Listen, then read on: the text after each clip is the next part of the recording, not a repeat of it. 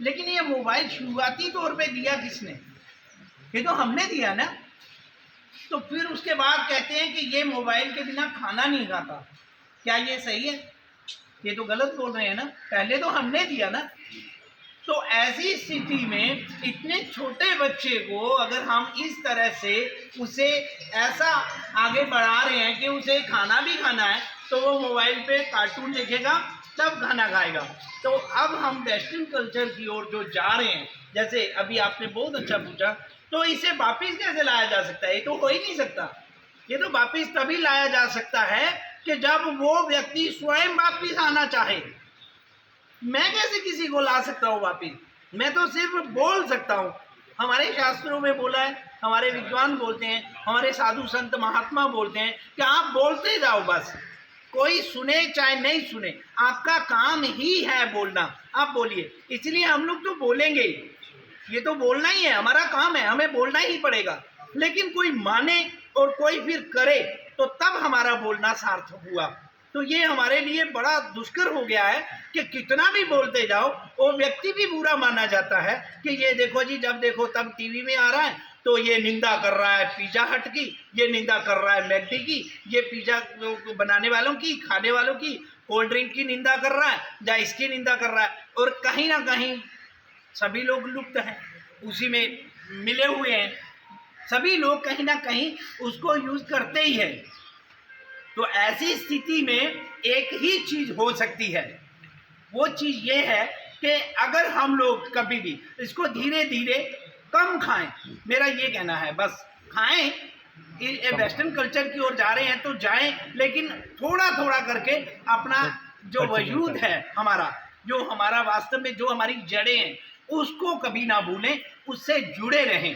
आप कभी भी ध्यान दीजिएगा, कभी पहले शादियां होती थी तो उस वक्त बहुत लोग बोलते थे कि इनके बुजुर्ग कौन हैं, इनके पुराने खानदान क्या है, ये देखो। ये इसीलिए बोला जाता था कि इनके खानदान में कोई उस प्रकार का व्यक्ति था तो वो डीएनए तो वही है। अगर बहुत ज़्यादा लड़ाई झगड़े कुछ करने वाले लोग थे तो आज वो संत प्रवृत्ति के हैं तो कभी भी लठ उठा सकते हैं वही। तो ये पक्का होता है। तो ऐसे ही अभी वाल्मीकि जी के बारे में देखा गया कि वो तो भगवान के अवतारी थे।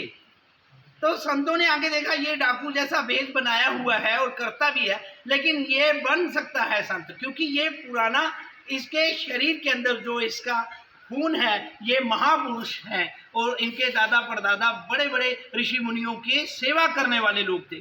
तो उनको जोड़ा गया, वो जुड़ गया।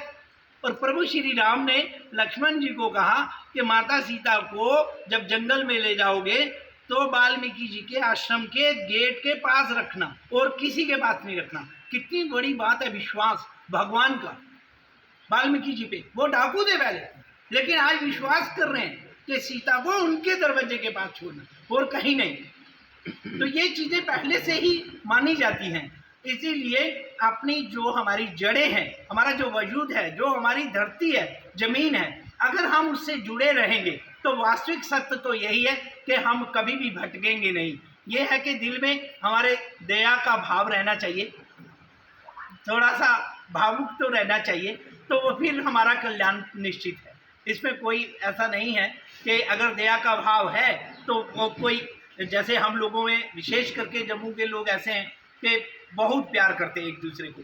किसी को कोई सहयोग करना है तो सहयोग करने के लिए बिल्कुल तत्पर रहते हैं। दया का भाव बहुत ज़्यादा है यहाँ के लोगों में, भावुकता बहुत है, प्रेम बहुत है। तो ये चीज़ें होनी चाहिए। ये चीज़ें अगर हमारी ख़त्म हो जाती है तब हमारा इंसान मरेगा, नहीं तो ऐसे अभी इंसान अभी मरा नहीं है, इंसानियत अभी है बची हुई। तो इसीलिए वेस्टर्न कल्चर का जो हम सब मिल कर के अगर देखेंगे तो वास्तव में आगे तो बढ़ते जा रहा है, इसको रोका नहीं जा सकता है अभी, चाहे कुछ भी हो।